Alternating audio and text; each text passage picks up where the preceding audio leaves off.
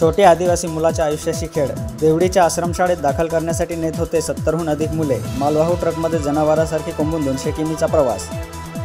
महाराष्ट्रातील अक्कलकोट तालुक्यातील एक अत्यंत चिंताजनक आणि अमानवीय घटना समोर आली आहे, ज्यामध्ये चाळीसगाव तालुक्यातील देवडी येथील एका अनुदानित आश्रमशाळेत 70हून अधिक आदिवासी शालेय मुलांना मालवाहू ट्रकमध्ये कोंबून 200 किलोमीटर दूर नेले होते.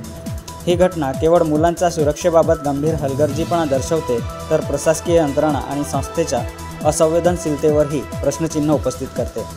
स्थानिक सामाजिक संघटना आणि नागरिकांनी दोषी शिक्षक आणि संस्था प्रमुखावर तात्काळ FIR दाखल करावी.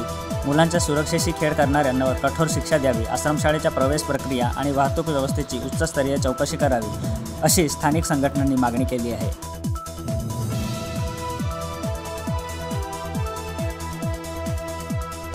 छोटे आदिवासी मुलाच्या आयुष्याशी खेळ. देवडीच्या आश्रमशाळेत दाखल करण्यासाठी नेत होते 70हून अधिक मुले. मालवाहू ट्रकमध्ये जनावरांसारखी कोंबून 200 किमीचा प्रवास.